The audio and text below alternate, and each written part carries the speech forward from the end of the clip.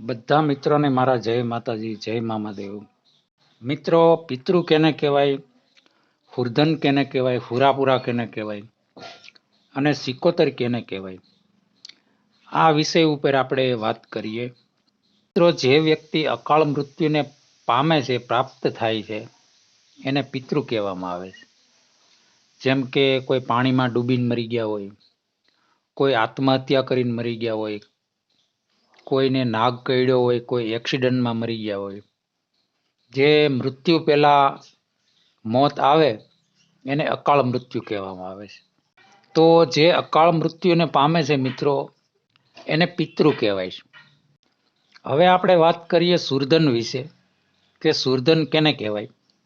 તો કોઈ ધીંગાણામાં ખપી ગયા હોય, કોઈ શહીદ થઈ ગયા હોય, કોઈ વીરગતિને પ્રાપ્ત થઈ ગયા હોય, ગાયોને બચાવવા માટે પોતાના પ્રાણનું બલિદાન આપ્યું હોય, પછી કોઈ માતા બેન દીકરી જેને સુરુધન કહેવામાં આવે છે, કે પોતાના પરિવારની કોઈ માતા બેન દીકરી હોય, કોઈ બીજાના પરિવારની માતા બેન દીકરી હોય, તો એમને સુરુધન કહેવામાં આવે છે.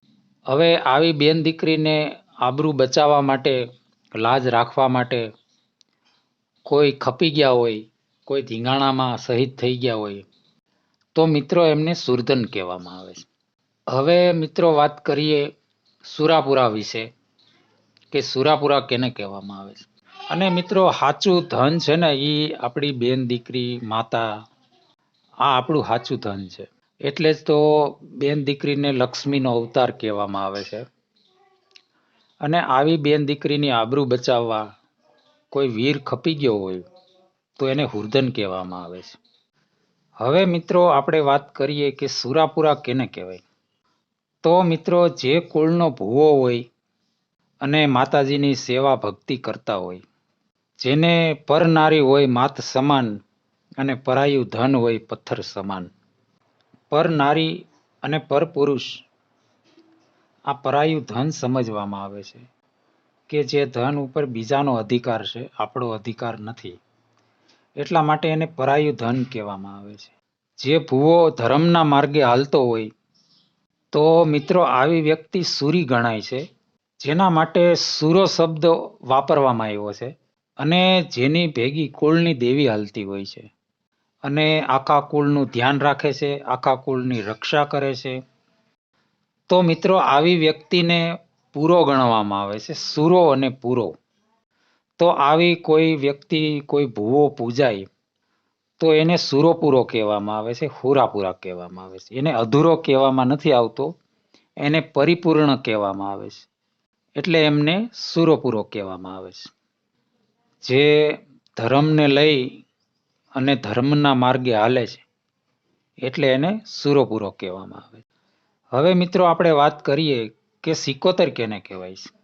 તો મિત્રો, પહેલાના સમયમાં જે સ્ત્રીનો પતિ મરણ પામે તો એની જે ચિતા જગતી હોય, હળગતી હોય, તો એની પત્ની જીવતી જ ચિતા ઉપર બેસી જાય, જેને અગ્નિ સમાધિ કહેવામાં આવે છે.